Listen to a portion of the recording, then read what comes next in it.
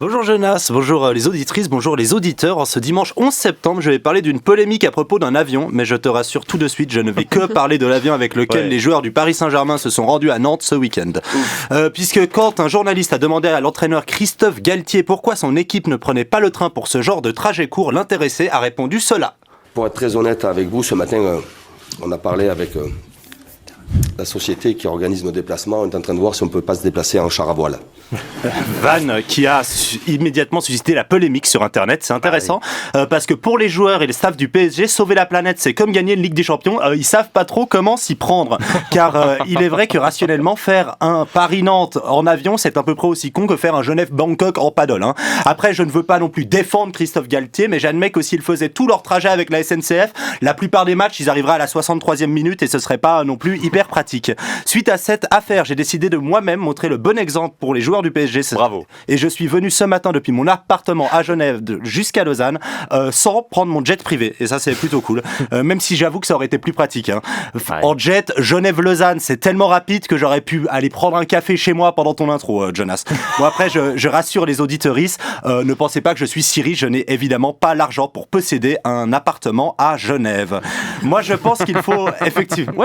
je pense qu'il faut effectivement réfléchir aux moyens de locomotion des équipes de foot. Et je suis venu ici avec une proposition marketing est incroyable pour le Paris Saint-Germain.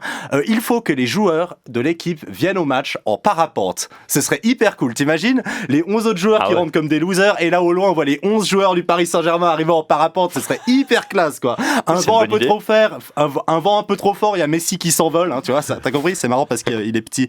Après, je sens que t'es pas convaincu. Et j'imagine effectivement qu'en pratique l'atterrissage serait gênant. Hein. Faudrait replier les parapentes. Ce serait tout un bordel. En plus, je suis allé vérifier. La plupart des joueurs du PSG n'ont pas de permis parapente, cette bande de gros nulos. Alors dans les faits, on verrait juste Neymar arriver avec Michel, moniteur de parapente, que là à son cul, ça aurait moins de charme. Mais c'est vrai que le truc le plus drôle de cette affaire, c'est le char à voile. Le char à voile, quand même, moi j'avais jamais entendu parler de ça. Tout d'un coup, tout le monde parle de ça, on dirait Weshden ou la crise énergétique. Hein.